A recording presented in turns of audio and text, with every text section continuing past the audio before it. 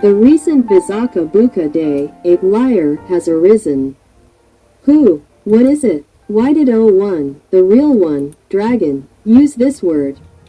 I was really surprised when I saw this on Facebook. I was confused. So I commented like this: the word that this year, the monk allowed me to ordain, which monk did you mean? O1 or O2? You should tell me clearly. Don't just say it to make people think for themselves.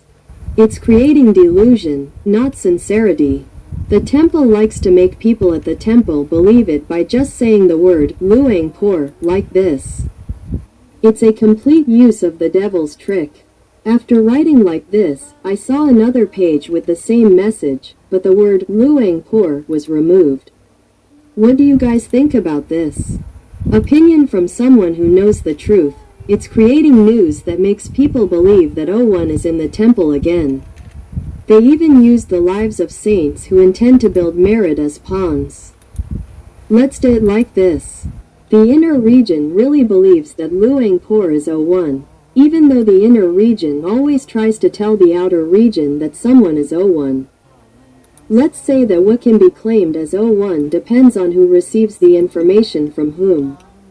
The words that people tell each other reflect that anyone can believe whatever they want. As long as the story comes out to create an event that attracts many people to the temple, it is all true, without having to really know. The language of the devil is that delusion leads everyone to a mass delusion in a tangible way. Is this not called delusion? Just someone with a big heart dares to claim it to be true that it comes from O1. An important matter like this still dares to claim O1 to deceive people. The person who did it is not just an ordinary big heart.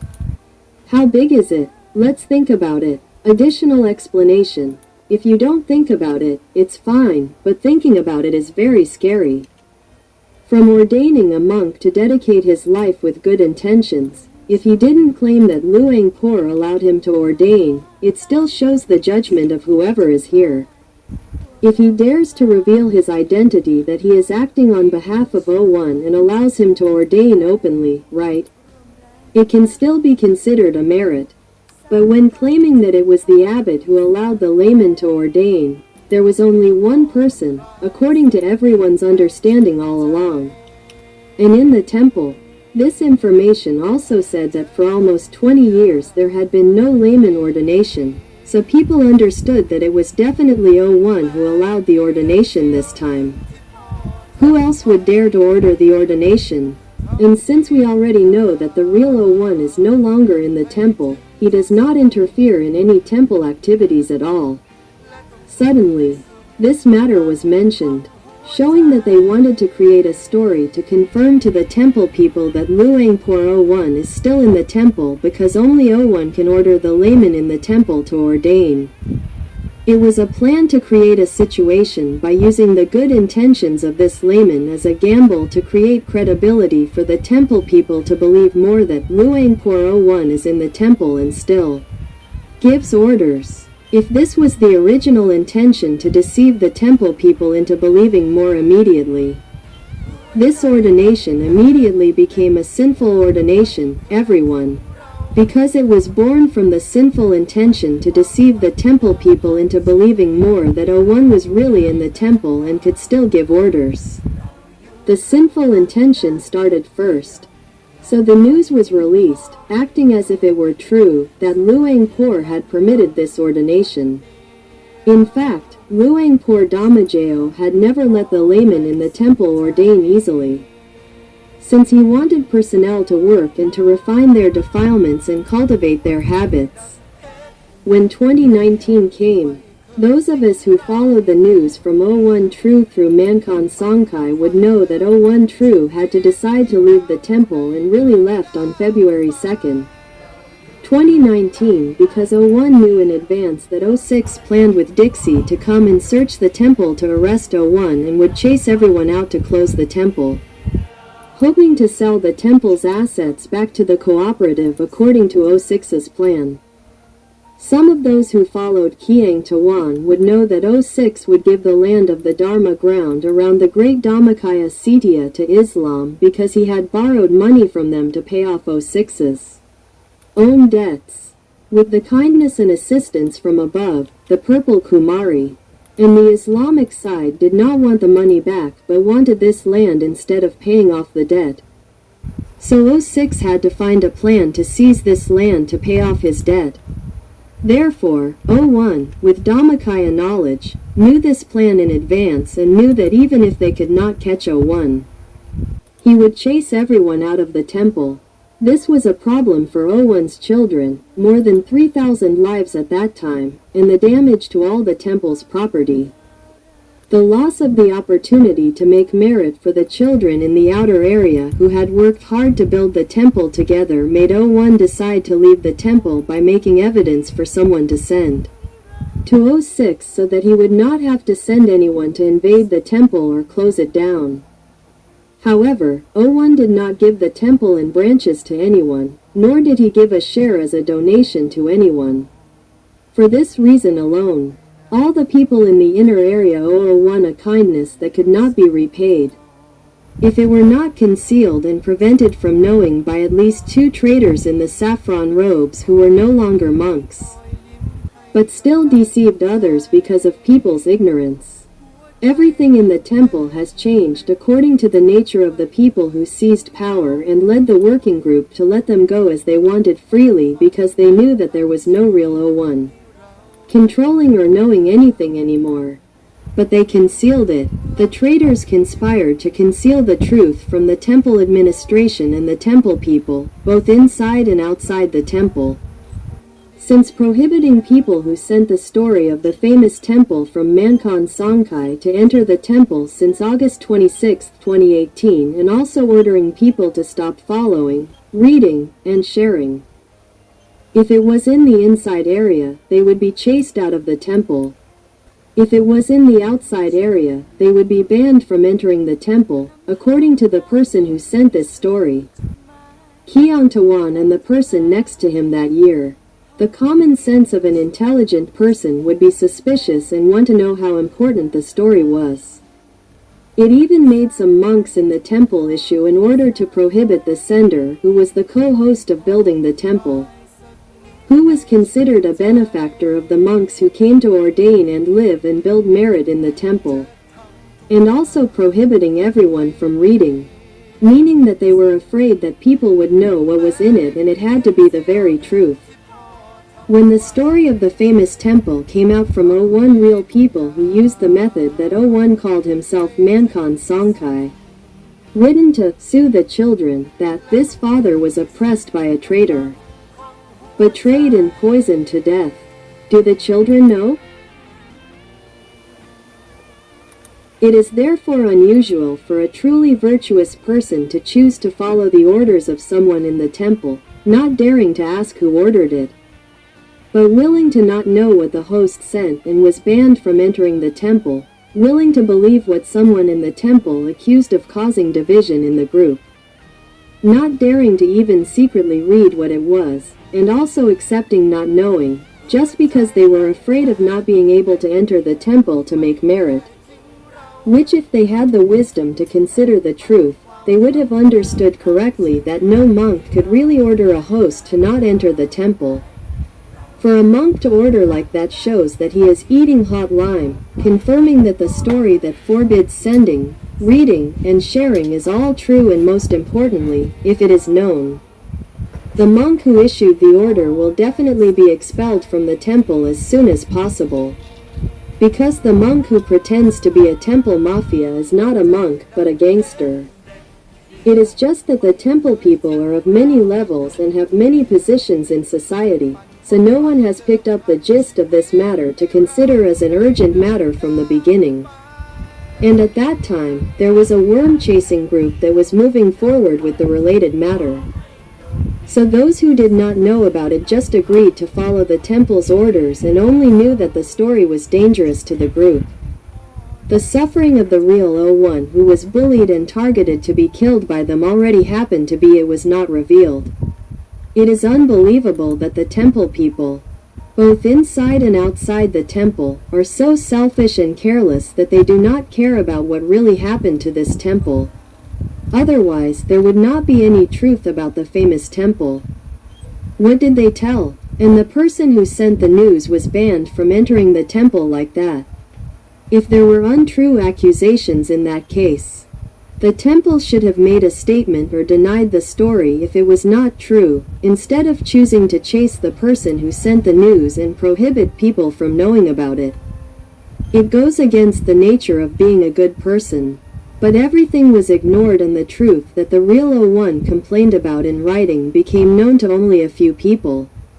But as time passed, everything in the temple proceeded in a way that anyone who observed would know that there was a change in a way that did not follow the original policy of the real O1. And regarding the lawsuit that was filed against O1, everyone in the temple, both inside and outside the temple, knew deep in their hearts that O1 was innocent. But they ignored it, and no one cared about following up and fighting the case to the end. And the people of the outside temple let the monks in the temple who were not experts in legal cases before they were ordained, including not graduating from the organization management with the clear Dhammakaya virtue like O1, who will manage the temple to operate only for merit, not to go into commercial or to benefit outsiders who are not appropriate in any way. Continuously operating the temple, which is large and has expanded its branches all over the world like this without feeling responsible as the owner of the temple, the owner of merit, leaving the heavy burden in the hands of a few monks who do not have time to polish their defilements, but instead letting defilements flourish continuously until they use defilements as the leader in operating various merits like today, which in terms of the form of merit making. If you do not observe, you will not see the difference, but day by day you will see the form and methods, and the order of the steps of the ritual that have changed. Neglecting the important issue that must think of gaining a lot of merit first, like in the time when O1 was the real leader inviting people to make merit. Neglecting any concessions until the order inviting people to make merit that is not signed, and the time clearly like in the time when O1 used the sermon to give orders, he would put the time, minutes and the name of Dao Songsarn clearly every time. This is the problem of giving orders, that the temple people lacked consideration and carelessness until it seemed like they were easygoing people. When seeing the work orders like the sermon that did not put the name, time and date clearly, and he accepted this kind of order all along, thinking that he could not sign and date for reasons that someone whispered to him, which seemed to instill a belief among the temple people that they could not really know that O1 had ordered it because it would lead the authorities to arrest him, and he would not be able to continue doing meritorious work, which seemed reasonable.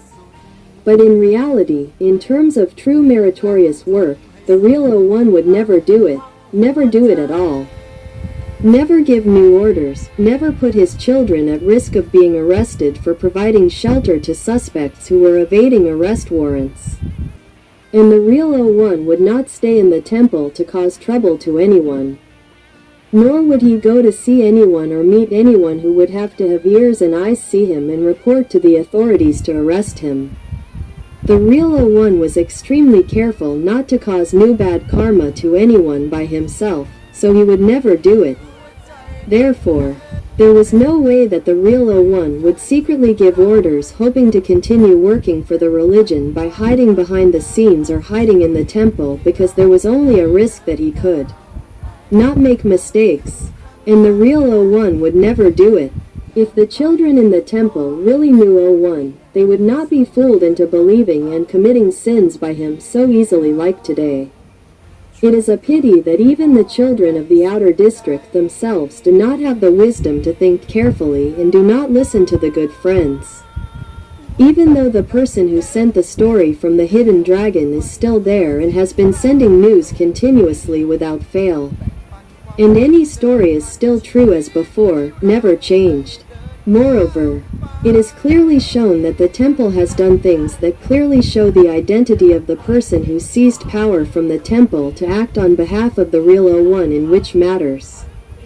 which clearly reflects the purpose of organizing various events in a commercial way and for the group, not doing it for merit but always claiming O1 because if not claiming, no one will agree to do that work. If anyone is not affected by the bad karma of deceiving others before, they will definitely receive information from the real O1 through the great friends in the past several years. And the latest attempt to push for work that is too big, reflecting greed and wanting fame more than doing it to gain a lot of merit, the things in the temple have revealed themselves, making people start to be suspicious and investigate the truth more. Until recently, some people have dared to ask about the real identity of O1. If he is real, where is he? And the mastermind in the temple knew from the beginning that there is a reason to claim that O1's identity could not be revealed. Because if they show it, it will be an excuse for the authorities to come and arrest them in the temple. Therefore, they pretend to use it as an opportunity to deceive the temple staff into doing work without having to sign the instructions, claiming to use the instructions from the past to review but adding new words to secretly invite their children to do religious work. อายกำลังสิเฮ็ดเนาะใจลืมเจ้าได้แล้วเด้ตั้งแต่โดนเจ้าเทไว้กลางทางสัมมามันก็พอสิลืมแล้วล่ะมันก็ผ่านมาโดนแล้วล่ะแต่มื้อนี้เจ้ากลับมา It is important that all children at all levels who believe and agree to do it until they agree that they are smart like this. How could they think of it? How could they agree? When making merit must be straightforward, the intention must be pure from the beginning of thinking and doing it, and pure in every aspect, then they will truly gain merit. If there is any hidden distortion at any point, then the merit is not pure. Moreover, if the intention was sinful from the beginning and then pretend to use the process of making merit as a tool to work and earn money for someone else's benefit, not to gain merit in Buddhism, what is given will immediately become sinful work. To cut off only the trunk, flowers, fruits, and leaves that are obviously meritorious, it is not possible, it is not lacking. Because it is the same tree that when planted in the soil, it was already black soil, poisonous soil, and had the intention to give poisonous fruits to those who made merit from the beginning. The tree that protrudes from the soil that is covered with yellow cloth makes people not dare to pry open the yellow cloth to see what is covered underneath. But the fruits, leaves, and branches that grow from the poisonous root tree are completely harmful to all merits. Even if everyone who makes merit does not know anything, it is still true. Those who make merit like this will receive merits as poisonous fruits waiting to flare up and cause damage to the point of death one day. If it were not for the Dhammakaya knowledge of the real Dhammakaya like O1, there would be no way that anyone would be able to see or know every step and every process like this. Who let the real knowledge tell Kyangtawan to tell each other seriously and continuously about every story like this? Of course, the world likes to hold that if something is true, there must be a reason and evidence with witnesses in order to believe it. But in terms of merit and sin, it cannot be confirmed by such methods because intention is abstract and cannot be seen in form with the eyes of ordinary people. But those with the eyes of Dhamma will be able to see in detail what color the mind of the person who thinks of sin is and whether the things that are placed in the merit-making event are white or black. But the sinful people led by O6 and the secretary of O1, the traitor to O1, take advantage of their ignorance because they cannot see with the eyes of humans. They dominate and deceive their children, the entire staff, and the devotees to commit sins for them. They themselves do not see that what they are doing is not sinful because they do not see what color it is. Others do not see it either. Those who see the details do not dare to speak, but they certainly will not join in if they are merit makers. Therefore, from the latest work that the working group in the temple has just completed without seeing any major bad events as Kyangtawan reported in the news. However, many people have begun to open their minds and escape from their delusions, so they have begun to seek the truth more as wise people should. From the perspective of O6 and Secretary Tor, they feel that they must create an event that will restore the confidence of their victims first. Otherwise, they will lose a great deal of offerings before the right time. They still have some goals that they are not satisfied with, especially the matter that Kyongtawan reported that the real O1 left the temple on February 2, 2019 and disrobed on January 31, 2020. Therefore, there has been no real order from the real O1 inviting anyone to make merit or anything new since 2019 until today. They have begun to ask for the truth that if the real O1 is really in the temple, it should have been shown since the O1's 80th birthday party. Don't let it come to that. 81 years and still haven't seen the real one, so how can you confirm that O1 is really in the temple when the case has not been filed? It is known that the prosecutor has allowed the temple to close the case for O1 since October 2023 to April 2024, so the case should have been closed already. And O1 should have come out to meet people already. If he really exists, why is he still quiet? And it turned out that on Visakha Bucha Day, there was an ordination of a male lay disciple to create a realistic situation that Luangpur O1 was in the temple. He could still give orders because he could order male disciples to ordain. Someone sent a picture to confirm that Ms. J announced and confirmed this message. The ordination tradition of male disciples in the temple must receive permission from Luangpur Damajeo before they can ordain. This is one piece of evidence that he is still the leader in building merit in the temple. Attached message. Invitation to join as a host for the event by May 7, 2025. However, if it is about Luangpur letting this male disciple ordain on Visakha Bucha Day, it happened before the first Sunday of May 2025. So it is likely that O2 will talk about the ordination of the male lay disciples that Luangpur permitted. Which is more exciting than just talking about the ordination of 9 novices who devoted their lives. This shows that the idea and plan to announce that this male disciple could ordain just happened after the first Sunday of May 2 did not mention this matter. If it is true from the real O1, there will be talk praising and describing the qualities that O1 really did when O1 allowed the former male lay disciple, Dr. Pong, to ordain as a monk. At that time, O1 would have described the qualities that were worthy of ordination in a grand manner and invited his children to make merit by ordaining with Dr. Pong at that time. It is therefore impossible that O2 would have known about this ordination and not mentioned it at all. On Sunday early May 2025, O2 also read the sermon about ordination that was originally O1's. But O2 read it with an incredibly sarcastic and mocking tone. This showed that the plan to ordain laymen on the previous Visakha Bucha Day had only just come out after Sunday early May 2025. And it was definitely O6's plan.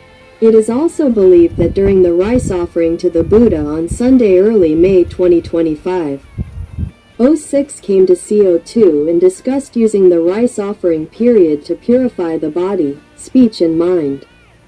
This was the only opportunity for O2 to escape from black magic and any delusion that O6 had been controlling all along, including purifying the major sins from the 40,000 temples event that had passed on April 22, 2025. If O2 joins the rice offering ceremony at the beginning of May 2025, O2 will be free from the domination of black magic and O6's infatuation. At that time, O2 will not easily follow O6 again.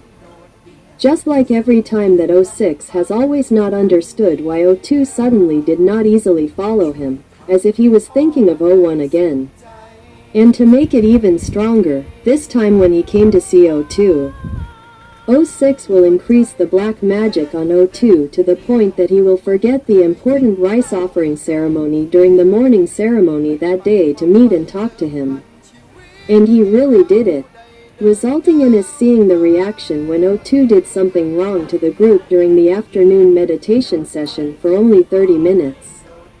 Before the sound of sap, O2 interrupted the conversation with the class leader, which hit the hearts of those who were still in meditation well. At that time, it was considered to have destroyed the great merit from the afternoon meditation session on the rice offering day, which was important at the level of refining any bad karma and evil karma for all the children who came to sit in the afternoon session at the beginning of the month together. It can be clearly pointed out that O2 was deceived by O6 to use as a tool to destroy the refining of karma, evil karma, and any sins that the group had accumulated due to ignorance from the event on the 22nd of April 2025. This shows that O6 truly believes that the afternoon meditation on the first Sunday of the month will refine the karma and evil karma. He knows from listening to the clip of Kyungtawan who brought this knowledge from the real O1 who came to tell everyone about this importance and not to organize any new merit-making ceremonies on the first Sunday afternoon of the month as he had done in the past, because doing that all the time has immediately destroyed the merit in the morning that was difficult for everyone to make, because the new merit-making ceremonies that were often invited on the afternoon of the first Sunday of the month were usually sinful ceremonies because they had sinful intentions to begin with. This caused the seminar participants to abandon all their morning merits and receive sinful stars from learning about any new sinful plans to replace them, because this knowledge that was revealed was like a double-edged sword. Good people who gained knowledge would not miss the afternoon meditation and would intentionally sit because they did not want to have sins with them again, even if there really was black magic. It would be refined away as well. But bad people would see that if the afternoon meditation can distill away the impurities such as witchcraft and any bad karma, the impurities that he has been trying to put on O1's children all along will be distilled away. Why would they let it go to waste? Because it took only a few words of advice and a sermon reviewing the past to make O1's children accept witchcraft and be in the delusion that they easily tricked. If everyone is distilled in the afternoon meditation, they will not be deluded, will have wisdom, and will not easily believe in an unsigned sermon. They will demand real advice. Demand to find the real O1 in the temple. What will they do? Therefore, they must destroy the distillation cleanly during the afternoon meditation. Therefore, O2, who usually comes to be the head monk on the first Sunday of the month, is responsible for destroying the merit of everyone who will receive distillation from meditation. Is this the reason that made O2 speak out and talk to the head of the inner class while everyone was in a very calm meditation? Because they sat for 30 minutes and in the next 10 minutes, they might attain enlightenment and reach the stars or the Buddha image. Normally, there would be a sound of O1 sap at the appropriate time. When O2 pierced through the silence like that, it meant that the devil inspired him to destroy merit and interrupt the refining of karma for everyone, specifically obstructing the refining and purifying. This shows that O2 was intentionally sent by the devil to do so. Whether O2 was aware of it or not, but from listening to O2's words, it clearly showed O2's identity that O2 did not participate in the merit-making ceremony to offer rice to the Buddha that morning. He was also a tool for the devil's side, led by O6 and possibly O1's secretary, who had a host who offered food to O2, so he offered food to the secretary because he saw that they were together. This shows that O1's secretary was following and controlling, preventing good people from reaching O2 in order to tell and awaken O2 from his delusion. It must have been a collaboration to help O6 continue the sinful work with O2 smoothly. It is called an incredible cooperation, reflecting that there are benefits that are worth it to betray O1. It is not enough that they also followed O2 and prevented him from waking up from his delusion to the good truth. During the time that O6 was not there, It was because O6 did not have the status to be in this temple because he would be opposed. If the host saw him, he would be suspicious because he knew some of O6's bad past, which would cause him to lose the offerings if O2 was tarnished. Isn't that right? They specifically used the merit of the layman to play a game to deceive the temple people into believing that Luangpur O1 was in the temple and could give orders. When Ms. J confirmed it like this, it was perfect. It was realistic, right, everyone? That is, if we take the matter of intentionally deceiving the temple people to believe more, or almost stop believing. To come back to believe again that Luangpur O1 was in the temple and could still give orders. To refute the information from O1 real dragon that O1 has not been at the temple because he could not give orders since April 22, 2018 and left the temple on February 2, 2019 until he disrobed since January 31, 2020. This is the initial cause. The O6 and the secretary who are ungrateful to O1 thought of a way to refute the information from Keontawan's side by recruiting laymen who want to ordain and dedicate their lives to ordain for real.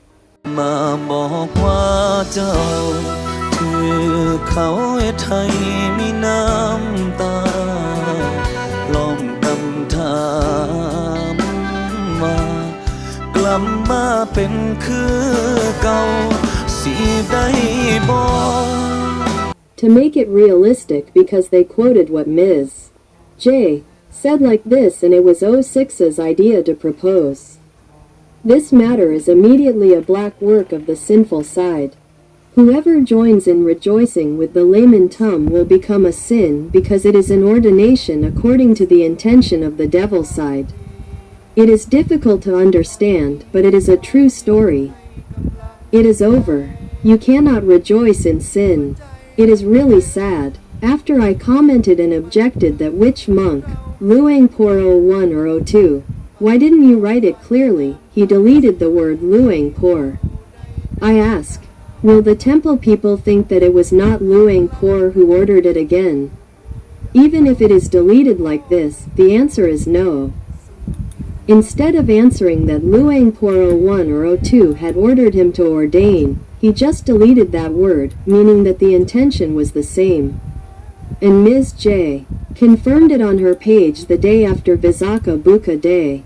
Judging from the pictures of the ordination in the afternoon, I believe that it was O6's plan to confirm that O1 was still in the temple and could still give orders. It confirms that the ordination of Fra Tum, this former male lay disciple, was a sinful ordination because he had sinful intentions to begin with, while the ordination of 9 normal novices who devoted their lives was a normal meritorious act. And those of us who have intelligence and are not deluded by them, can we think the same way? Do the many hosts who came to the ordination ceremony on Visakha Bucha Day this year come because they want to make merit from the ordination of DCI novices or because they want to make merit with the male lay disciples whom the news said Luangpur allowed to ordain after a gap of more than 20 years?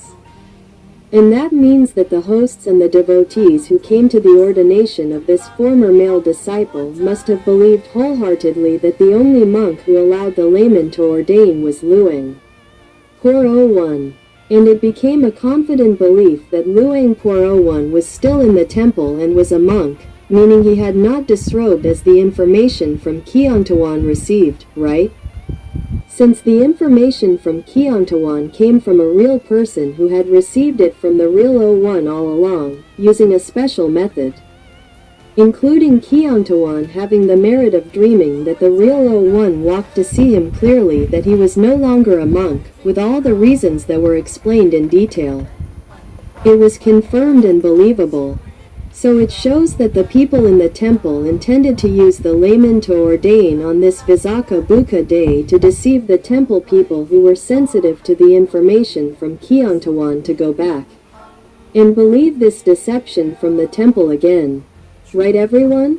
And the reason why the temple's secretaries wanted to deceive the temple people into believing that Luang Por01 was still a monk and could still give orders in the temple like this was because they still wanted to deceive the merit of O1's children and used everyone's donations to bribe someone and put it in the pockets of the cheating gang for a long time. Same as what was done before, right everyone? In conclusion, with this intention, they used this plan to deceive the temple people who were not steadfast to go back to believing in the temple people like before. It means that the ordination of this layman became a tool of the devil to deceive the temple people to come back to be obsessed with the matter of O1 being in the temple and being able to give orders. Clearly, therefore, it is an ordination of the sinful side for this reason. Do you all understand? And because of this matter of allowing laymen to ordain, when I first heard the news, I wondered if it was O2's excitement that caused O2 to neglect his duties at the beginning of the month in the afternoon and immediately spoke up to talk to the class leader about inviting him to come to Visakha Bucha Day before the normal sitting time ended, which had to be another 10 minutes later. Why? So I went back and listened carefully to see if O2's advice that continued after the sound broke through the silence of the meditators was because there was something exciting that made him forget the importance of meditation to that extent that O2 would come to tell in the assembly. At first, I believed that O2's attitude after the rice offering ceremony to the Buddha in the morning of the beginning of the month, O2 should have been cleansed of black magic. But why did he come in a hurry in the afternoon and leave so quickly that he forgot about the sap? It shows that in O2's head, he was thinking about what to say and how to say it to create an image for me to believe that O2 was the same as before.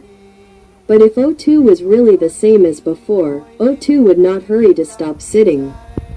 Especially not to interrupt the class leader to talk about Visakha Bucha Day immediately, without thinking about anyone's feelings that it would destroy the concentration of everyone who was still quiet, who might be sitting well.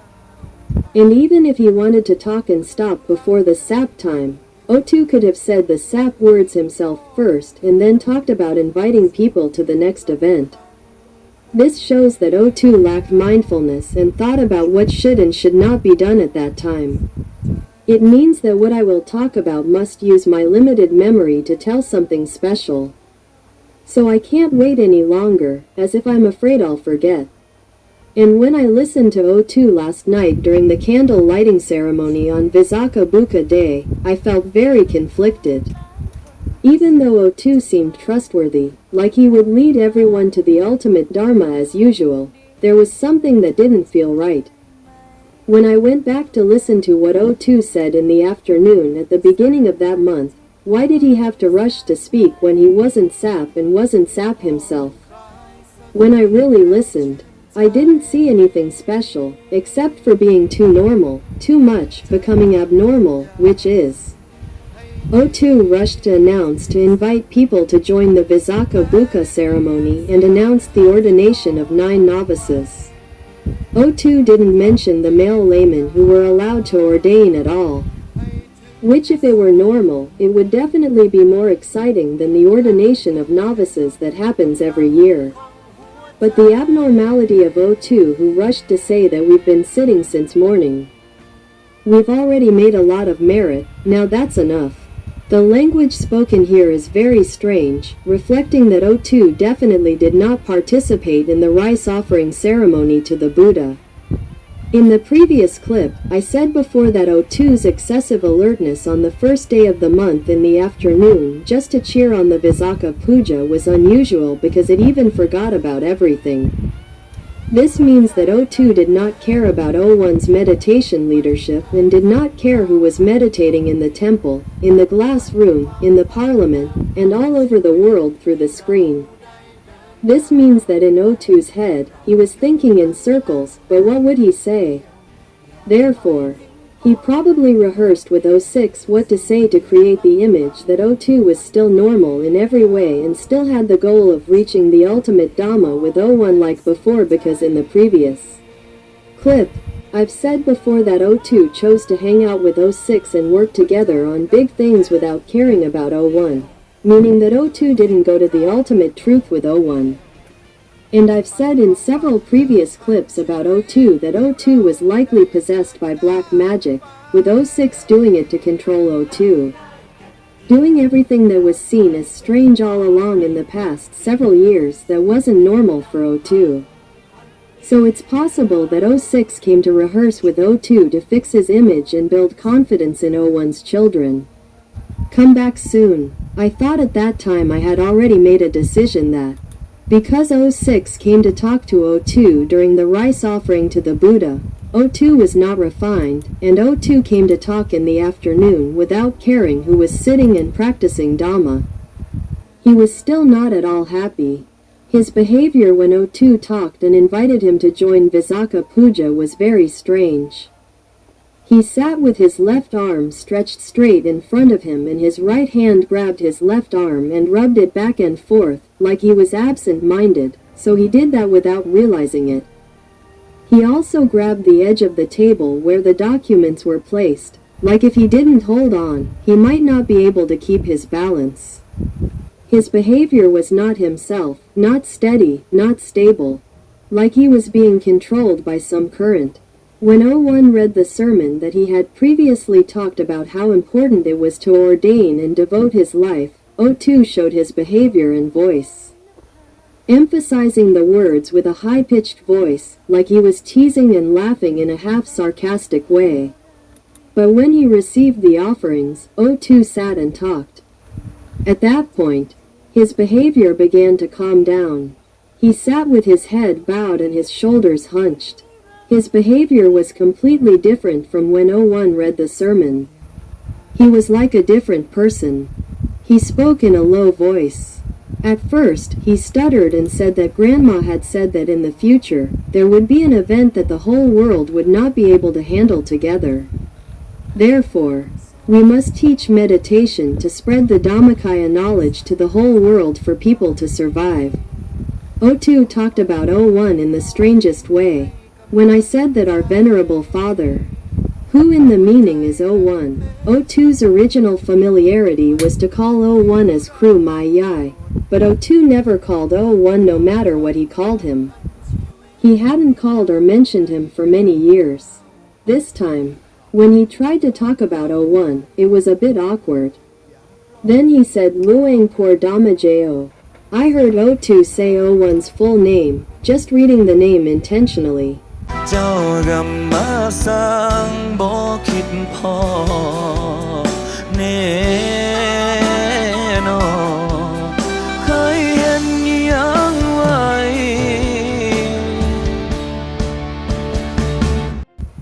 Not saying from the heart that he knew or was very familiar with him before. So why did he read the name like that? If it wasn't the script director, O6. And the temple had been ordered not to call this name since 2019 because the higher-ups didn't want to hear it, didn't want to listen. The inner district told me themselves, everyone knows. But now that O2 is letting him say his full name on air, what do I mean? Does this mean that the entire temple doesn't have to be careful about mentioning O1's name anymore? Doesn't he have to avoid calling someone else? But another strange thing is that O2 often calls O1 as Kru Mai Yai when talking about O1. Even when giving blessings to the devotees. O2 used to say, Fra Thet Fra Kun Luang Pu Kru Mai Yai, Grandma Teacher, but this time, he mentioned Luang Pu, Grandma, Luang Fa Dhammajayo, speaking calmly as if he was just reading the names. Which was very unusual. Everything. At that time, O2 said that when Grandma talked about future events at that time, there was probably only one person who knew, which was our Luang Fa. Luang Fa Dhammajayo. But now, O2 started to understand. Referring to the ordination of 100,000 monks and offering alms to 1,000,000 monks, which is a way to make merit for Buddhists. Described that some of the people who came to ordain were originally criminals fleeing the law. When inviting hundreds of thousands of people to ordain throughout Thailand, They got a list of applicants and had to send it to the police for inspection first because the quality was not good, such as fleeing the law. The police checked the list of applicants and found that they ordained secretly to escape the law, so they could not ordain. Even though there were hundreds of thousands of names, they had to be selected until only 30,000 remained. And with each generation, the number of people who continued to ordain continued to decrease. But O2 emphasized that they had to ordain as monks to gain a lot of merit and to be able to meditate and learn how to meditate according to the Dhammakaya teachings. When talking about the events that could not be changed in the future, at first O2 said that Grandma stuttered a bit. She used to say it, but later she said that Luang Pu said it, stuttering again. This shows that O2 has no position on this information at all. It is like listening and memorizing, but remembering some and not others as she gets older. They must have practiced for sure. Because if O2 agreed to listen and follow O6 anyway, when the big event goes well, O2 will believe O6 even more and follow everything O6 says for sure. Therefore, it is not wrong that I said in the previous clip that O2 will definitely not join the rice offering ceremony to worship the Buddha in early May 2025. This made O2 make a mistake and show such a crazy behavior in the afternoon. And the reason why he did not join the rice offering ceremony to worship the Buddha, which would eliminate all black magic and delusion, is probably because O6 heard this information from Kyongtawan's clip. So he came to prevent O2 from joining the rice offering ceremony by specifically coming to that time because O6 had to use a lot of black magic before he could make O2 believe everything like this. If everything was suppressed, it would definitely ruin O6's plan. When I listened to what O2 said, even though everything seemed normal, it turned out to be abnormal. What he said was that expanding Dhammakaya knowledge and teaching meditation all over the world was important. But at the end, O2 told the devotees that they had already made merit since early morning, had meditated a lot, and had gained a lot of merit. That was enough. What was the point of saying that?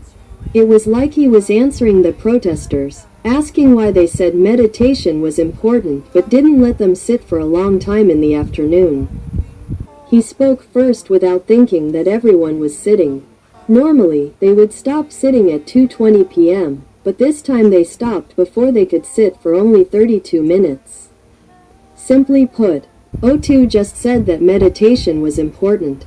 But now he said that sitting since early morning, I have already gained a lot of merit, and I did not speak any further, as if to say that in the afternoon. I do not need to sit much anymore, that is enough. This reason is to explain why O2 made a noise to invite the class leader to talk about Visakha Bucha Day before the sound of sap. Normally in the afternoon, it will be the sound of sap of O1 and in just 8 to 10 minutes. Which is the time when regular meditators will know that it is the time to start sitting still and is getting better. Whoever made a noise to stop sitting at that time, who stopped the whole world who was listening through the broadcast, in the parliament and in the glass room, not just a few people. It is like the intervention of the devil who obstructed everyone from gaining merit from meditation. Those who do that will also sin and receive bad karma because if they make noise to interrupt people who are reaching the Dhamma, it will be their karma immediately. If it were a little child who suddenly made a loud noise in the silence while they were meditating, everyone would think to themselves why the parents did not take good care of their child. Destroying the meditation of others like this will cause bad karma, but they still had to accept it because what would the child know? Those who knew more details would say, the little boy was made to disturb the people meditating so that they would not be able to reach the Dharma and not gain much merit. But here is O2, a senior monk at the deputy abbot level, who made the noise himself without caring that he should make the noise according to the principles of the science. This is a great offense. This is the real evidence that O2 was not cleansed of black magic because he did not participate in the rice offering ceremony to the Buddha and hurried to come in the afternoon to cheer and invite people to come on Visakha Bucha Day and to talk about the events that would happen. It is similar to O6 listening to the clip of Kiontawan saying that there would be a disaster and few people would survive, so he went to tell O2 to talk about this, saying that he had heard his grandmother say so that he could refer to the meditation and spread meditation all over the world. He spoke to pave the way first, but did not open or announce what the purpose of the speech was. He told the listeners to think that O2 saw the importance of meditation. But O2 made the noise that penetrated the stillness and stillness that was gaining meditation in the entire assembly and the entire world that was watching through the screen. This was a destruction of meditation like someone who did not know its importance. And he also emphasized at the end that he had been sitting a lot since morning, so it was enough in the afternoon.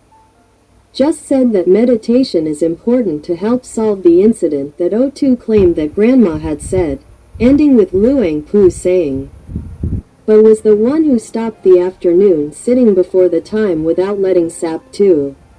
It is clearly contradictory, even though at the end O2 gave a blessing like O2 had returned to being normal as usual, but the emphasis on mentioning Luang Por Damajayo's name, from what I used to be familiar with, saying that he was not a great teacher, was unusual.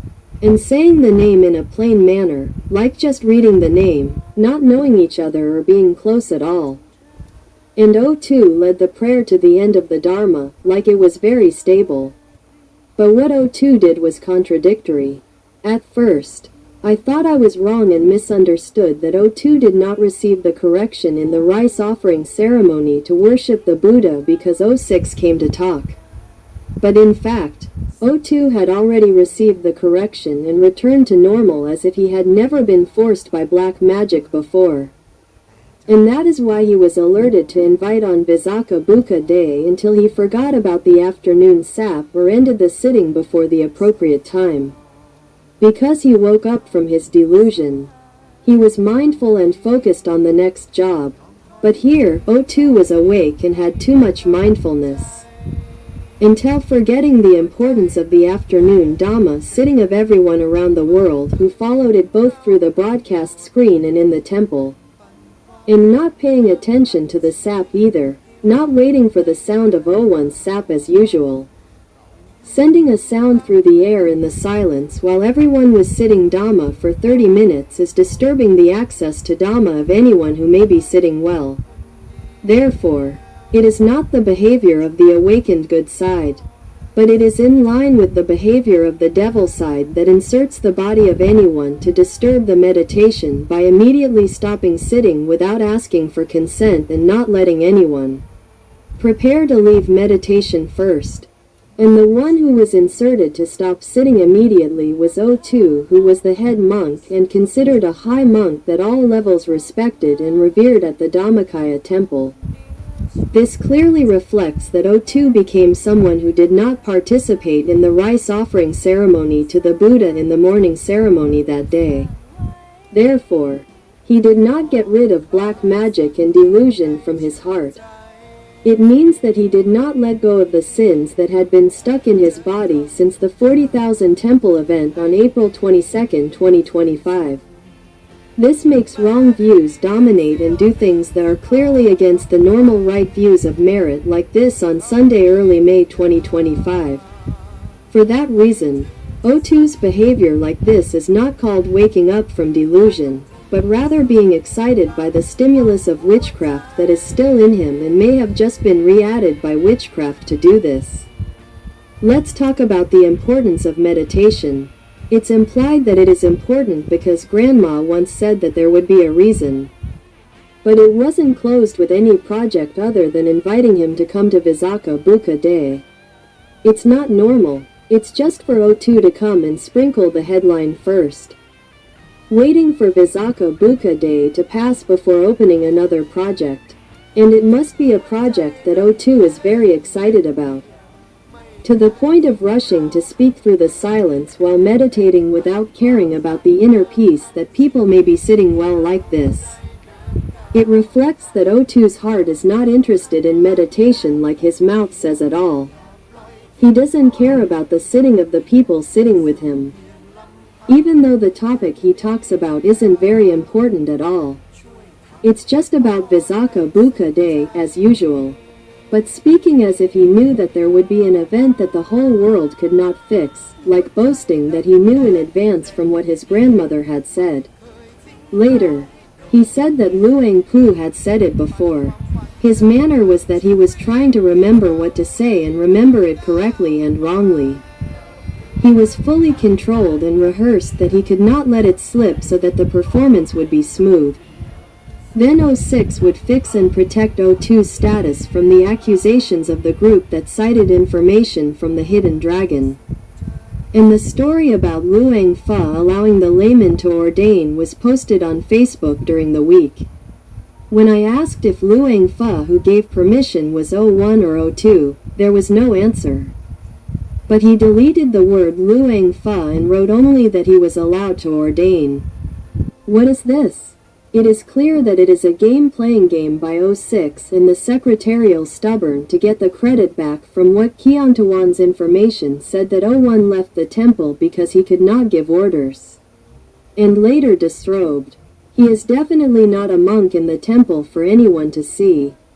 Ordering the layman to ordain like this is to immediately bring back the belief that O1 is still in the temple and can really give orders.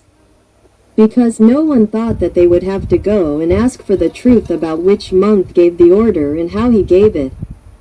Because they already believed in advance that only O1 could order laymen to be ordained. So no one had any doubts and wanted to ask. Plus, they wanted it to be true.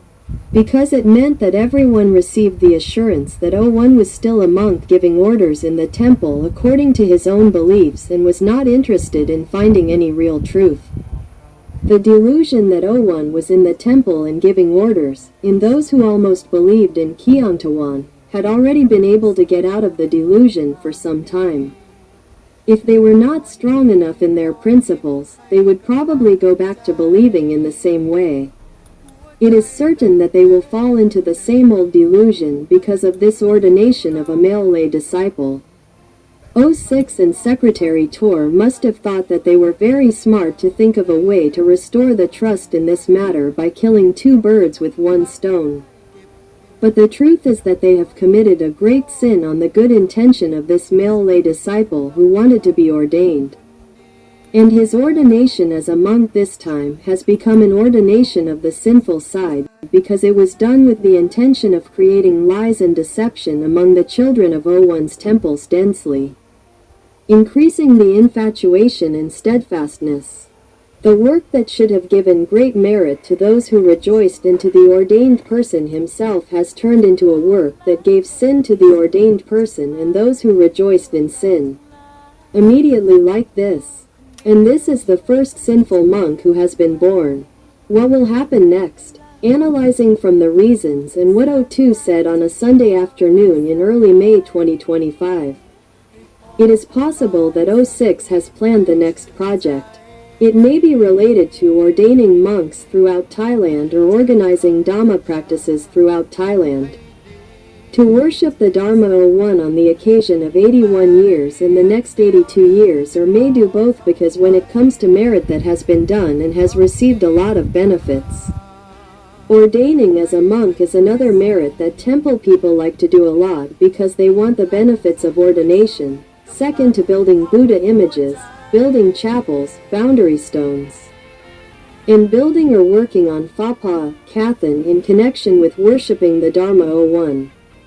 The seizing of creating an event that quickly restores confidence about O1 is a sign telling us that he is preparing to rely on O1 in delusion. Inviting temple people to continue doing great sinful work within no less than 2 to 3 months from now for sure. And the status about O2 that seems good. While I just said that O2 has already joined hands with O6, whoever follows O2 is going on a different path from O1. The clear source in my mind is that after I said something, even though I didn't know before, I spoke confidently because I believed in the information from the real experts that it definitely came from O1, which is O1 telling the truth and it's true as told. I may not be aware yet. If you ask for confidence, I don't have the knowledge, but I have to speak from the information I have received. I may not be sure of what I have said, but it turns out that there is a signal that the real person said that he received from the dragon hidden in the body. It is a song. In the afternoon of Visakha Bucha Day, when there is an ordination to dedicate life, I did not watch it, but the real person gave me this song signal. And in the evening, when the ceremony was over and the prayers were finished, before O2 led the group to walk around the temple, I noticed all the abnormalities as I have already described. Even though I was confused, the real person sent a signal. It was another song from O1. The real person. The song that O1 sent in the afternoon was bore in, not accepted.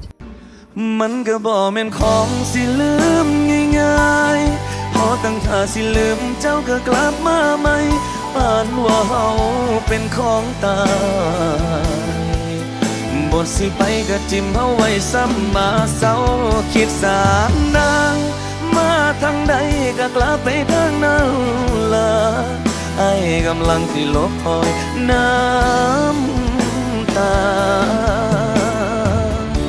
เข้าใจอยู่ล่ะแต่ว่าไอ้หาบ่ได้ดอก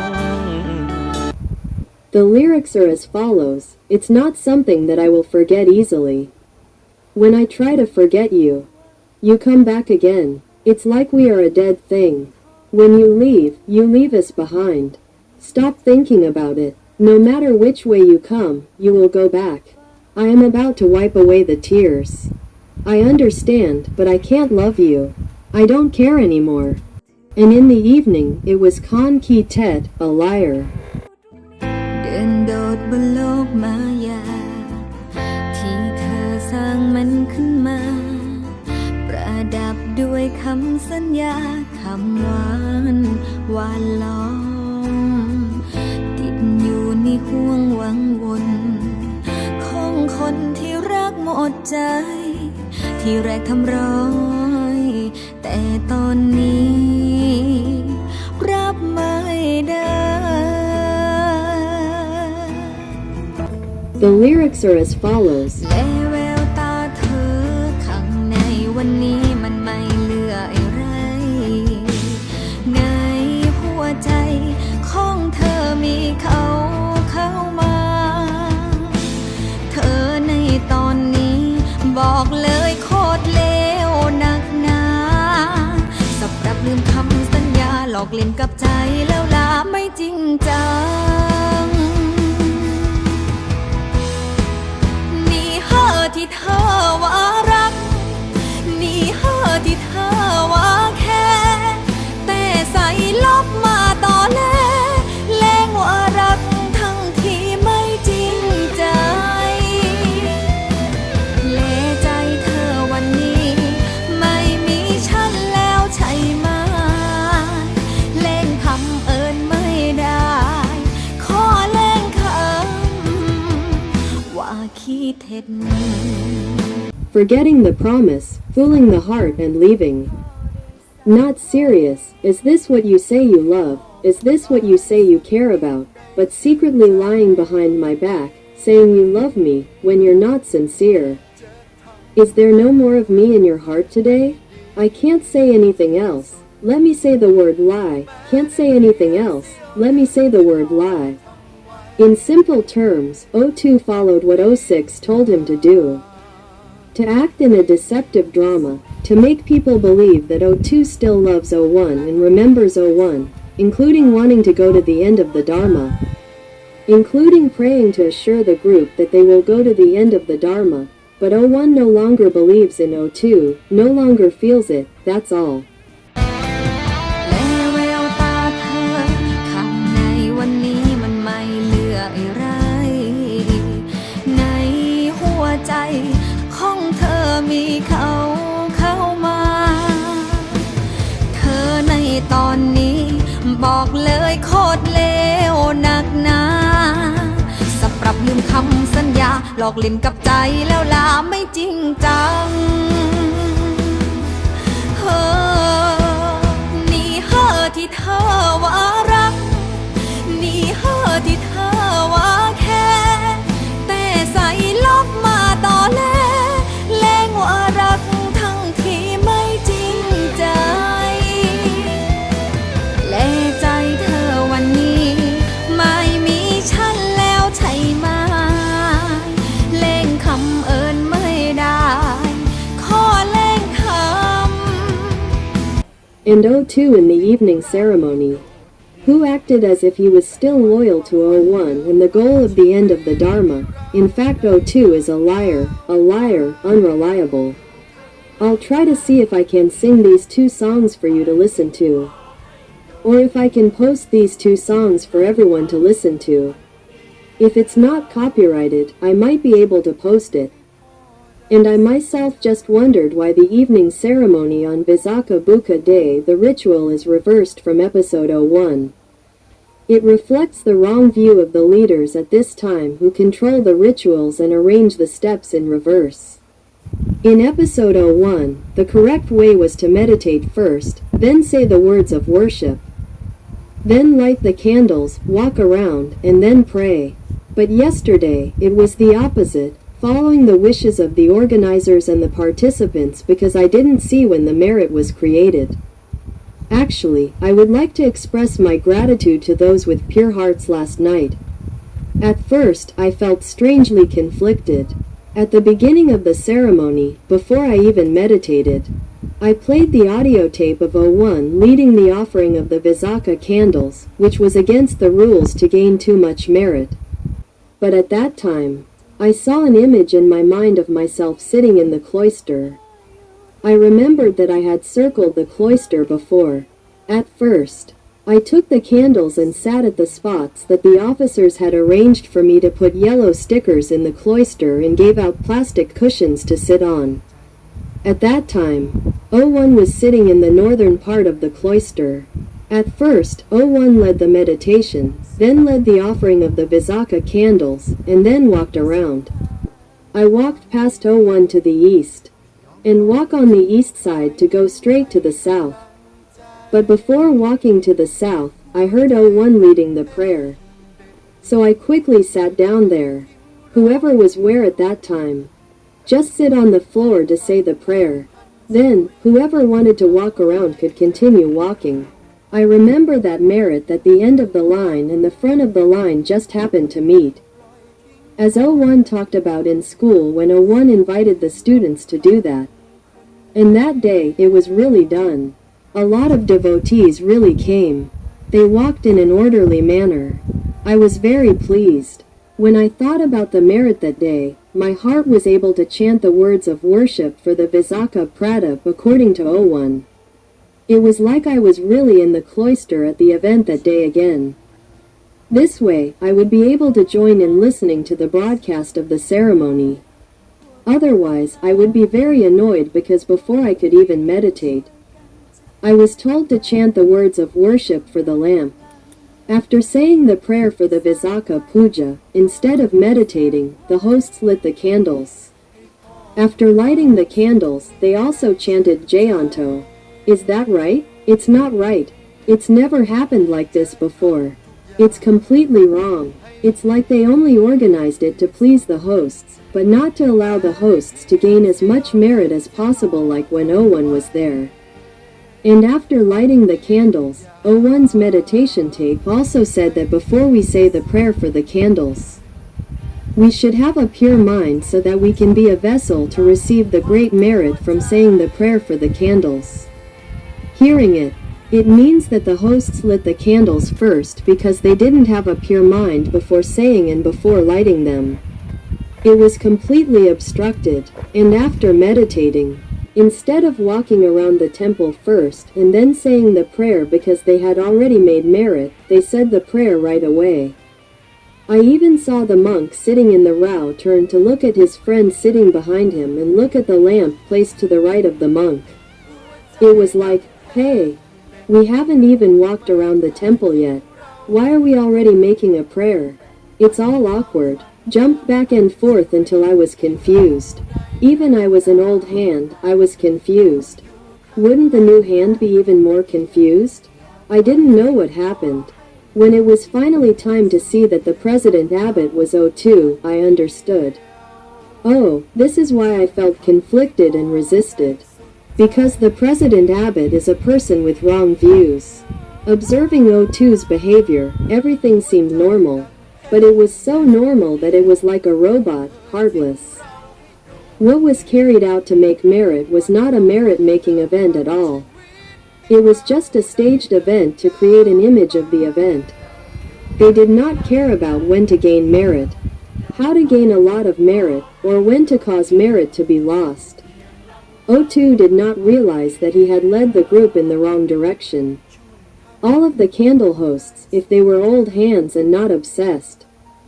If they had participated in the ceremony when O1 was still there, they would definitely feel the same way I did. But if they were new hosts, they would probably find it strange to listen to. But they wouldn't understand anything. The candle hosts didn't know how much merit to make, so they stood and lit them like that. They also got to listen to the Jayanto chant, in a special way compared to people who make merit with candles in general. But when they arrived, before they could meditate to purify their hearts, they said the dedication words and lit the candles first. It went against the principles of O1 teaches completely and is an important subject of making merit in the temple of O1 all along. When the host listened to the meditation, he realized, oh my, why did they do it in this way? Why did they light it first and then sit down? As he listened, he gradually understood why he had to make his mind pure before lighting the candles and how would it be good. And when he was told to pray for the candles, the camera shot at all the monks who were waiting to walk around the temple. They even moved. It was like he wondered, did they pray before they even walked? It was the opposite. If it were in Luangpur O1's time, he would have walked around the temple first and then O1 would take everyone's merit and combine it to make everyone gain more merit. They would be delighted and then pray. That way, the merit would miraculously come to fruition faster. But here, the merit from walking around the temple had not even been done yet. But he still did not make merit. Instead, he prayed for everything first. It turned out that you did not make merit. You asked first. It was like you asked while you were still hungry. The merit would not arise or come to fruition to you. But when you actually went to make merit, you did not ask because you asked before you made merit, which meant you asked when you had no merit. Where will I get merit to bring about the results as requested? Then walk around the temple later. Therefore, it becomes that I will make merit after I have prayed for it. When I have finished walking and gained merit, I will return home without praying for those good things when I have gained merit to bring about the results. It is like making merit and then throwing away the merit. This is because I do not know that the order of the merit-making ceremony that O1 has done is a good example of O1 truly knowing and seeing merit. Therefore, what are the steps of the ceremony? So that those who make merit will gain the most merit. If you do not know, you should arrange the ceremony in the order that O1 has suggested. Do not change the order of the ceremony. This is correct. It becomes thinking and changing the steps by yourself. I do not know who is pleasing, or who is the one who thought of changing the order of the merit-making ceremony. Changing it like someone who does not really know and see the merit is the same as destroying the merit without realizing it. I have observed this in many events related to lighting candles to worship in temple merit-making ceremonies. The order of the steps is changed for every event.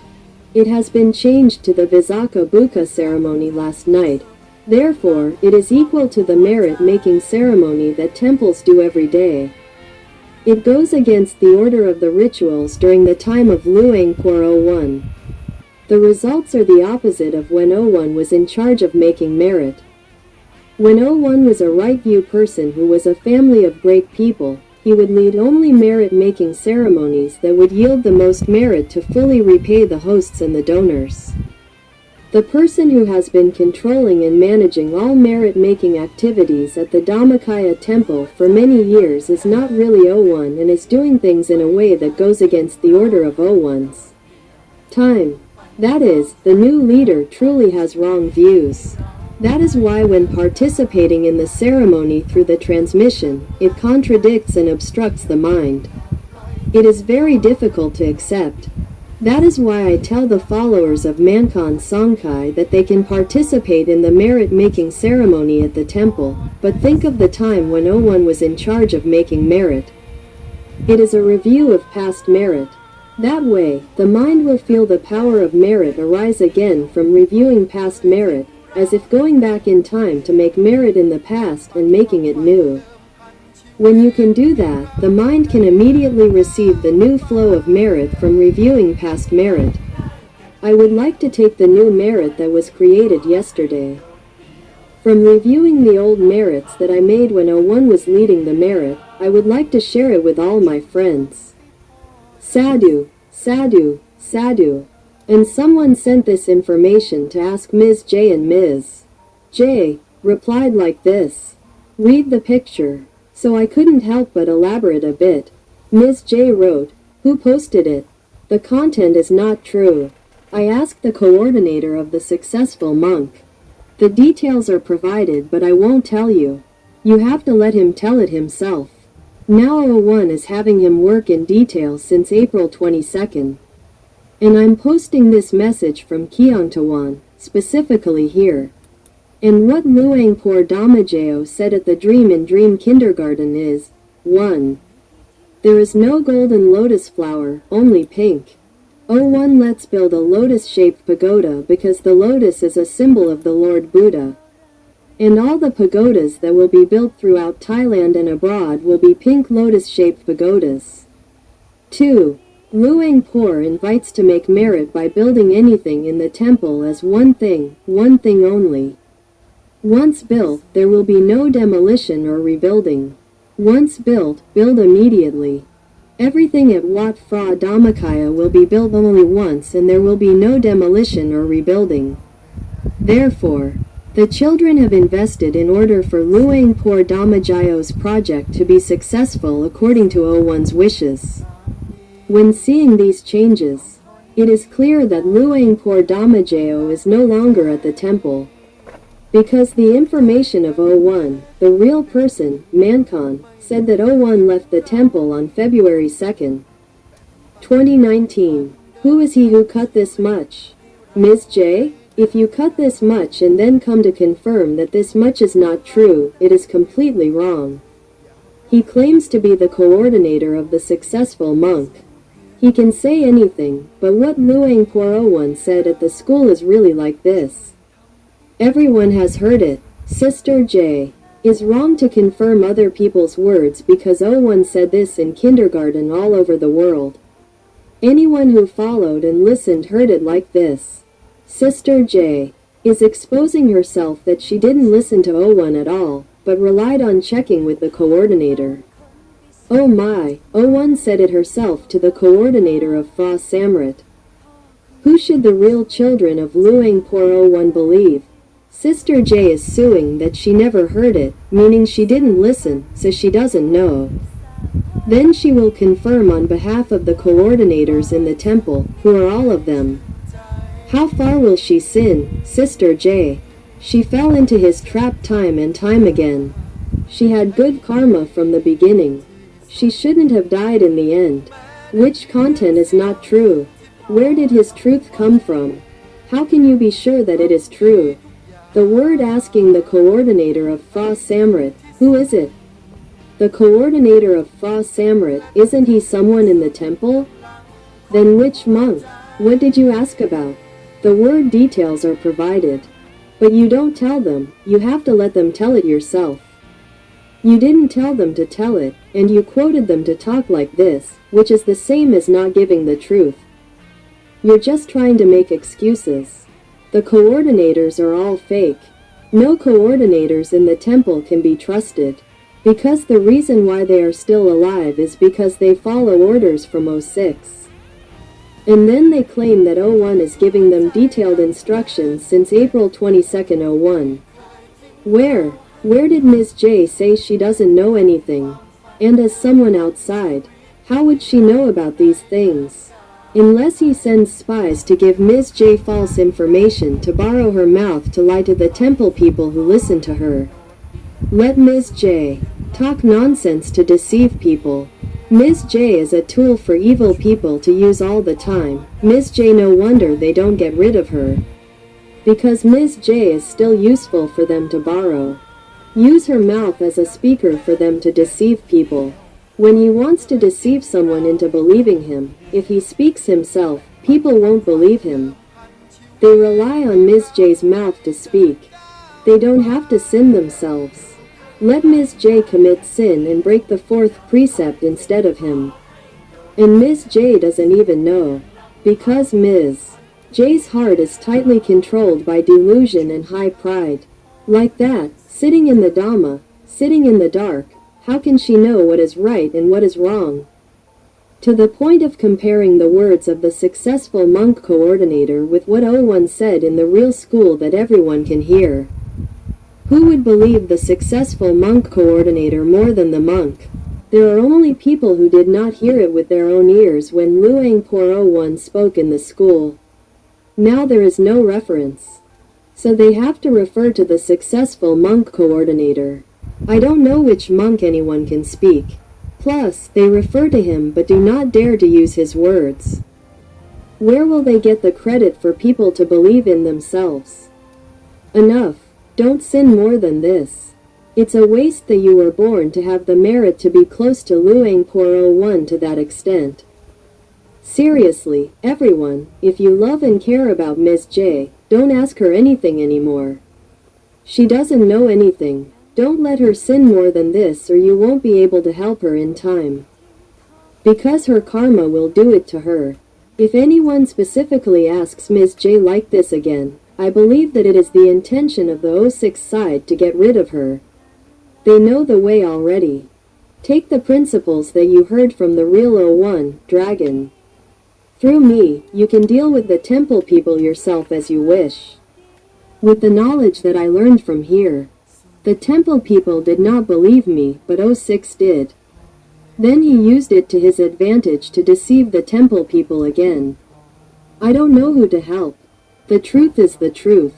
If I don't tell the truth, those who are not lost will not know the truth. But those who are lost will not listen. They become enemies who take knowledge from me to deal with the temple people who are lost again. But the sin is not with me. I did not do it. Whoever commits sin will receive the sin. Don't claim that because I told you, they can take care of the temple people themselves. Do you have to blame me? No, my intention is to just give information. If anyone uses the information to do harm, it is your sin. It has nothing to do with me. Those who take my information do good and follow the principles of the science will receive merit. It has nothing to do with me either. But I may have some part in that merit. When they believe me, they do the right thing. I would like to ask the temple people who are not lost and follow me to be sure again. If you don't want to get lost again, don't listen to Ms. J anymore. Because you will be led astray again by his own infatuation. He came to take you all away from the point where I said I believed Luang Por, believed what I said, that Luang Por said. But he did not take you to a reliable source that you can rely on again. By leaving it in the middle of the road, he claimed that the coordinator of the successful monk did not exist. I don't know who he was, but he said that he checked that person. This matter was not true. The matter that I said that the Reverend Father said, he said it was not true. But he did not take me to find the person who told him that this matter was not true, and did not say what the details of the person who said this were, and even told me to let him speak himself. It was just you who led people out of the place where they believed me, leaving it in the middle of the road, that's all. And did you see the path that he led them to leave? Leaving it in the middle of the road like this, without any real information from his side, who would still believe him? Do you want to listen to him? Do you want to waste your time reading him? If I don't see it when the time comes, you will get lost and get lost. No one can help you. But then yesterday, May 12, 2025, there was information to share that Ms. J posted a message on her page. In addition to confirming that the only person who allowed the layman to ordain was O1. She also confirmed on behalf of the temple that this matter confirmed the truth that O1 was in the temple and was giving orders. Ms. J really doesn't know her own status at all. She is a tool of the evil side. Her stubbornness and believing in herself to the point of not being able to listen to anyone criticizing or teaching her has really destroyed her.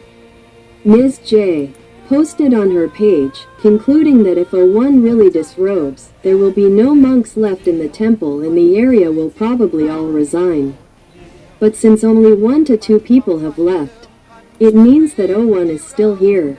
In Ms. J's opinion, measuring the truth with this method is too easy. Because the question is, since when did O1 leave the temple? You still don't know. How would you know whether O1 really disrobed or not, when the temple has created an illusion and the reason for the deception is lying all along? Not letting anyone know the truth that O1 left the temple since 2019. For what reason? Because the monks who know about this matter cannot tell the truth. You will all know that they colluded to slander and accuse them of embezzling donated funds that they did themselves out of greed. But they went to testify to DC that they embezzled according to O1's orders. Therefore, the fault belongs to the person who ordered it, which is O1 alone. Then they plan to use DC to arrest O1 and will close the temple and expel everyone in every level from the temple. That made O1 leave the temple so that O6 would not bring DC to close the temple. Expel everyone, and sell all the temple's assets. They did this themselves. How could they say that they would expose their own evil? And the monks who were involved in this evil were the 7 monks who cheated until the anti-money laundering office really caught them. And they are O2, O1's secretary, O2's secretary Aki, the head of the Treasury Department, the head of the Landphone Defense Department, and the head of the Vinayathon Thap Tawi. They followed the advice of O6 who was in these 7. มันเกินจะทนกับคนไม่รักดีอย่างเธอสับปรับขี้ฮอกแบบเธอคงไม่มีใครเอาทำพัน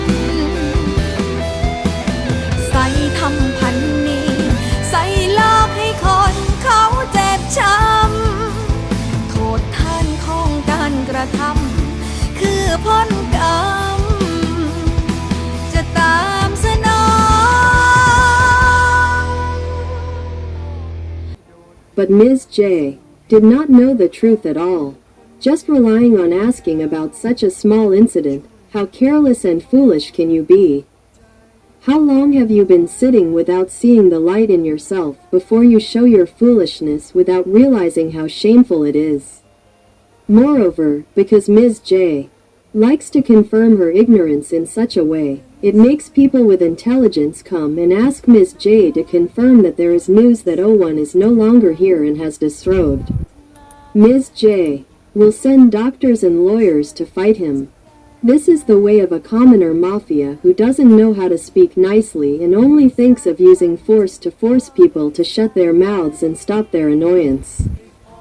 Where did the big boss come from to do this to everyone who has done the temple a favor to Ms. J, who even though she has left the temple, used to receive an allowance from the temple with the host's money for many years? She doesn't appreciate the kindness and still conceits herself as superior to others. The host wants to know the confirmation that O1 is still a monk at the temple, which is the host's right. And because if Ms. J hadn't come out to speak for the temple all along, no one would want to ask for the truth from Ms. J like this. He hopes that Ms. J will be a refuge for the temple people who cannot ask inside the temple. If Ms. J is really as virtuous as she always claims. She should be neutral and help find the real information for the temple owners, not just guessing from what she has seen. The outer regions can do it themselves. No need to waste time asking Ms. J like this. She is truly unreliable and useless to analyze and conclude on your own. Looking at the inner regions who are still the same and have not abandoned the temple, reflects that O1 is really still at the temple, is very foolish. If O1 really left the temple openly, you all should know by now. And it is true what Ms. J said, right? Both the monks, novices, and laypeople have all abandoned the temple since 2019, right? That is why O6 and the cheaters have figured it out. So, why would the O6 want an empty temple with no one working to trick the donated money of the temple owners to continue to support the cheaters? And because they are trying to block everyone from knowing. Not giving a shred of O1's troubles since blocking the awareness of reading the truth of the famous temple from the hidden dragon since 2018. That's why you guys have been deceived into finding wealth for them to squander for many more years. This is the reason why Ms. J insists that, the truth is, all the inner districts are still here. Very few have resigned and disrobed. If it weren't for him, they wouldn't be here. The inner districts who sometimes believe and sometimes don't believe what the host of the spiritual line says. Won't believe this at all. No one argues with Ms. J about this truth. But the truth that Ms. J doesn't know is because of this truth. The cheaters let them know the truth that O1 is not at the temple and has disrobed. Absolutely not. Is that clear, everyone? And the fact that Ms. J will confirm that O1 is still here by citing the incident where the delivery person for O1 still delivered to the same place from the first day until today, that's all. It doesn't confirm that the person who received the package from that point is still O1 at all. And O1 might not have been there to receive the package in the first place because the package got stuck with that ungrateful secretary to O1 first. Especially claiming that that place is the place released a yellow balloon in year 1944. Still using foul language to curse people who want answers from me about where O1 is. To the extent that if I answer, I'll point the finger at the police and military to come and arrest O1. Oh, that's all you can think of, me. Where is your brain? Are you not using it enough? You haven't even opened your ears or eyes to read messages from such a good friend like me. You make up stories and think on your own that you know everything, but you don't know the truth at all. Because if he creates an event, a story, or releases news to tell you, you're ready to believe him and won't listen to anyone else. What do you call this, everyone? And when you talk about this, it's like the people asking you questions are because they're nosy or too scared, which doesn't make sense because they read the stories from a boastful source. You probably mean Kyung Tawan, right? The words you use to refer to other people reveal who you really are, that you're someone who looks down on others, don't want to know the truth, to the point of not knowing what kind of person is called a braggart. Someone who likes to talk lies but likes to talk in a way that makes people think they know it well, is a braggart. But someone who knows the truth but cannot prove whether what they are saying is true or not, and continues to talk, can also be called a braggart. What is important is whether the bragging is true or not. If Ms. J is truly intelligent, she should show her ability to find a way to go deeper to check whether the braggart is bragging about the truth or not. Don't just do it like a ghost, doing the same as other intelligent people. If anyone knew that Ms. J can only do this much, why would they waste their time asking Ms. J? It means that Ms. J has deceived a lot of people, making people see the wrong way. They thought that Ms. J was truly smarter than them. Otherwise, they wouldn't have asked to be scolded like this. And you still can't see that people ask because they think you have a method to check whether the braggart is bragging and how to know if it is true or not. That is, please help check again. Since it's none of their business. But it is about O1 that everyone is really concerned about.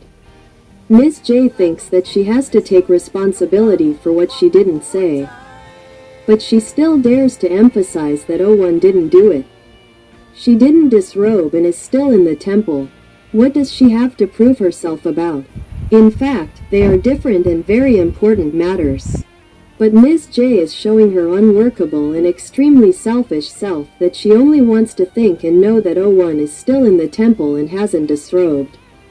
She can still give orders, as can be seen from the fact that she ordained laymen, and the inner district is still doing well and hasn't disrobed. If you only look at it this way, the people outside the district will see it. There is no need to waste time and frustration asking Ms. J, but at least asking Ms. J won't be in vain because you will know for sure that Ms. J is just a fool who pretends to be smarter than anyone all along. When the time comes for smart people to want a clear answer, Ms. J is just a coward. She doesn't dare to go find a clearer answer. She still dares to say that she is being pressured to take responsibility for what she didn't say. It is a great misconception, because Ms. J showed everyone that she was the wisest person because she had been in the inner region for a long time and had been close to O1 in the early days.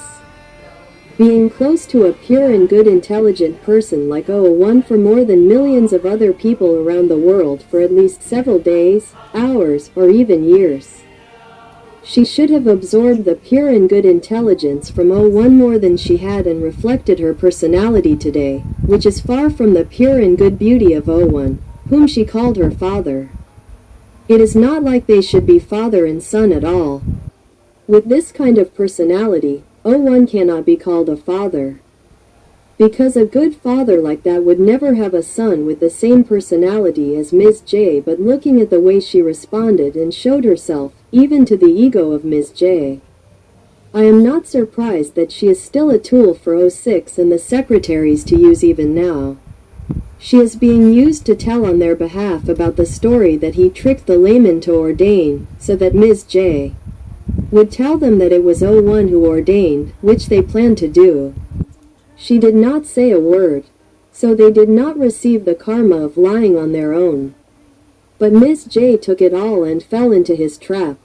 And most importantly, when someone asked Ms. J like this, she pressured and pressed her like this. You have to think a little bit that the person asking is not a listener, a boaster like me for sure. Because I have said on my page that those who love JJ shouldn't ask me anything because I don't know anything. Whoever asks is the same as O6 who has ill intent against JJ. Because they will borrow JJ's sweet mouth to speak for them, which is directly committing a sin that they don't have to say themselves. And J also said that there are people who are satisfied that J will go after Father Non, meaning O2 in the spiritual line. I don't know who he is referring to. Then the only line for J to go after is the line that reads other people and believes them, and wants to get the answer from J. This is what J wrote. I really feel for J. If she wasn't really so capable, she shouldn't have put herself in a position where everyone hopes to use her to find answers for them. To the point that the enemies of O1 used her to lie to the host on their behalf like this. Because in reality, if she was neutral and truly loved and respected O1 as her mouth always says, her heart wouldn't be like this. นี่ห้าที่เธอว่ารักนี่ห้าที่เธอว่าแค่แต่ใส่ลับมาต่อแลแรงว่ารักทั้งที่ไม่จริงใจและใจเธอวันนี้ไม่มีฉันแล้วใช่ไหมเล่งคำเอิญไม่ได้ขอเล่งคำว่าขี้เท็จเล่งคำเอิญไม่ได้ขอเล่งคำคนขี้เท็จ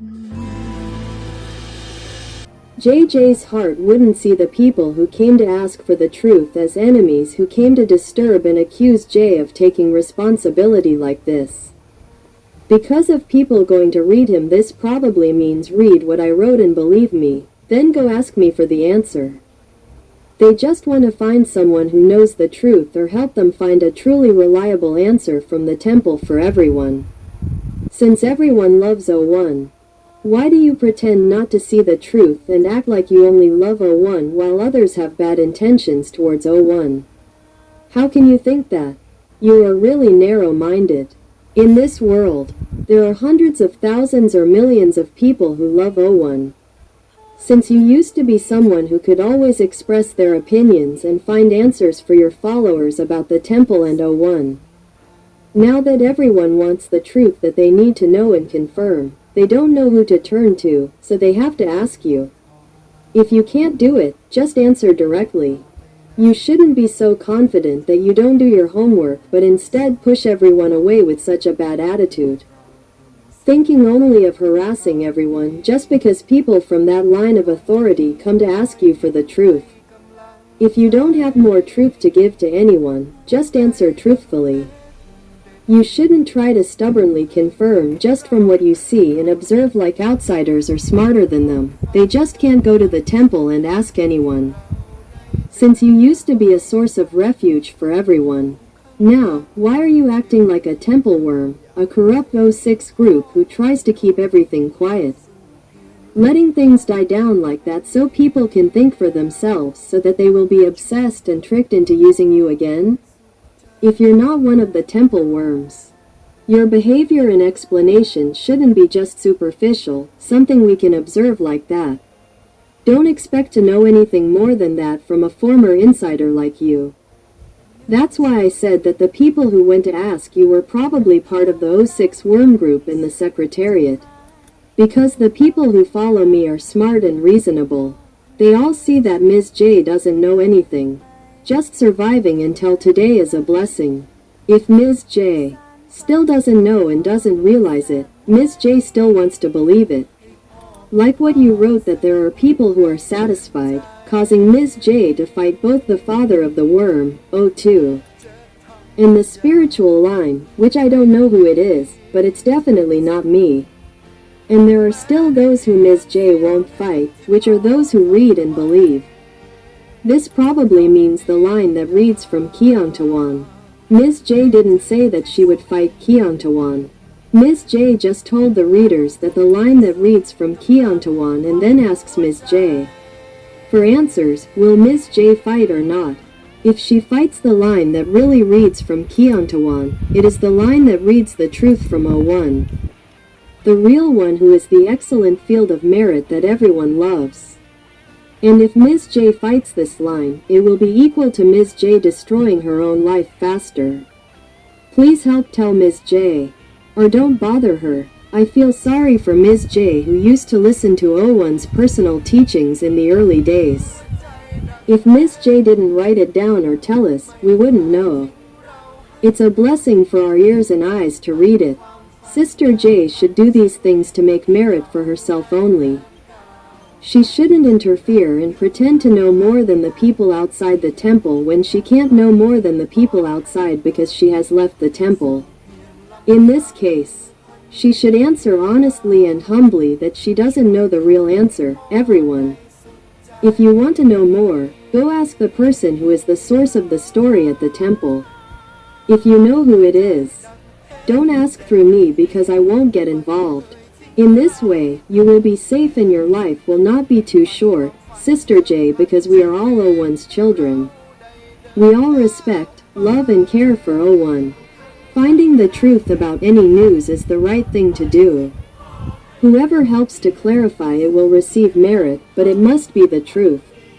It shouldn't be something that the enemy asks you to repay for. Borrowing your mouth to lie on their behalf will result in sin on their behalf. Don't do it. Building merit to reach the highest level of Dharma is really not easy. So don't be careless, everyone. Respect everyone and love all human beings.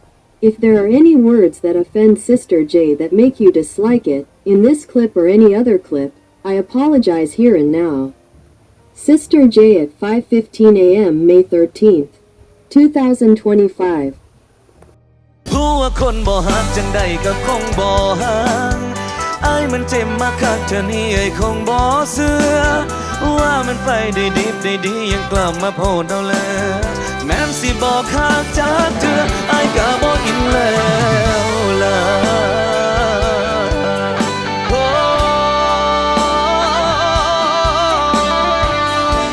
มันก็บ่แม่นของสิลืมง่ายๆพอตั้งท่าสิลืมเจ้าก็กลับมาใหม่ปานว่าเฮาเป็นของตาบทสิไปก็ทิมเฮาไว้ซ้ำมาเศร้าคิดสาดนางมาทางใดก็กลับไปทางนั้นล่ะไอ้กำลังสิลบปล่อยน้ำตาเข้าใจอยู่ล่ะแต่ว่าไอ้หาบ่ได้ดอกไอ้บ่อินแล้วล่ะ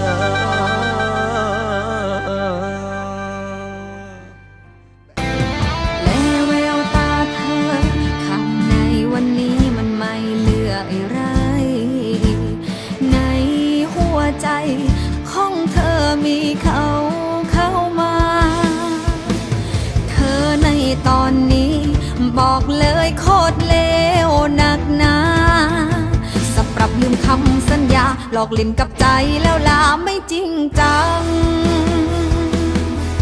เฮ้อนี่เฮ้อที่เธอว่ารักนี่เฮ้อที่เธอว่าแค่แต่ใส่ลบมาต่อแลแรงว่ารักทั้งที่ไม่จริงใจ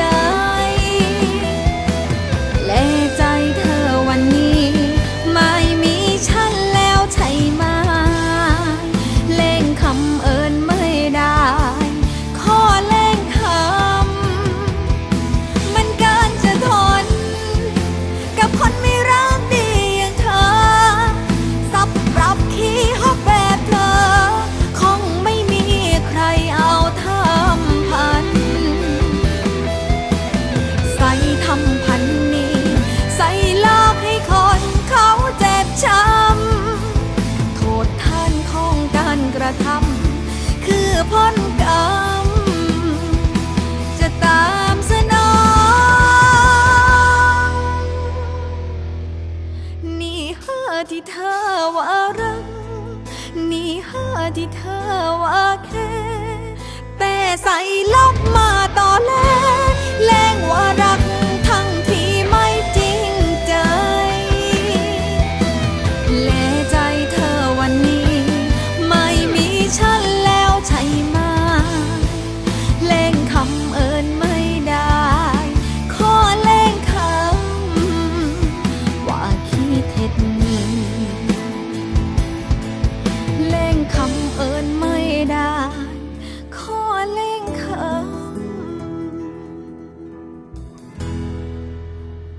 คนขี้เท็จ ยังหอบเราไปในทุกที่พ่อมันพร่ำสอนให้เราทุ่มสร้างความดี ไม่ยอมถอยหนีคอยยิ้มให้กำลังใจ หัวใจดังเพชรเด็ดเดี่ยวไม่เคยทิ้งเราให้โดดเดี่ยว แบ่งปันความฝันเดิมพันชีวิตให้เราได้เดินก้าวไป เราอยู่ข้างหลังได้เก็บเกี่ยว อย่าปล่อยทิ้งพ่อให้โดดเดี่ยว สู้เพียงลำพังคนเดียว ช่วยทำให้พ่อได้สุขใจ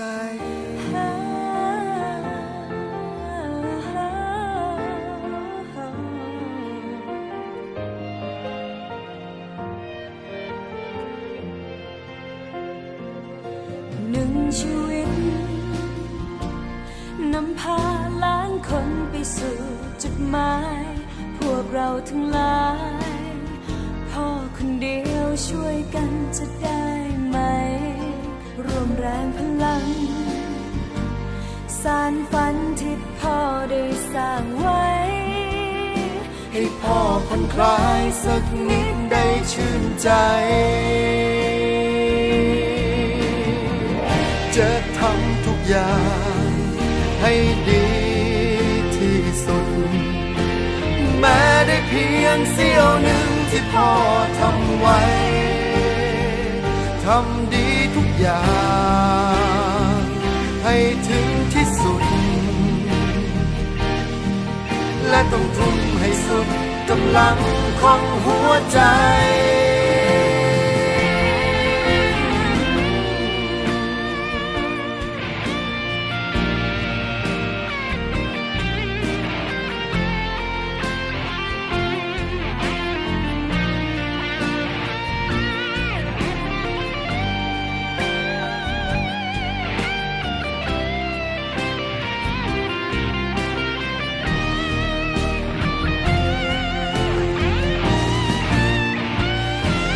ใจดังเพชรเม็ดเดียวไม่เคยทิ้งเราให้โดดเดี่ยวแบ่งปันความฝันเดิมพันชีวิตให้เราได้เดินก้าวไปเราอยู่ข้างหลังได้เก็บเกี่ยวอย่าปล่อยทิ้งพ่อให้โดดเดี่ยวสู้เพียงลำพังคนเดียวช่วยทำให้พ่อได้สุดใจ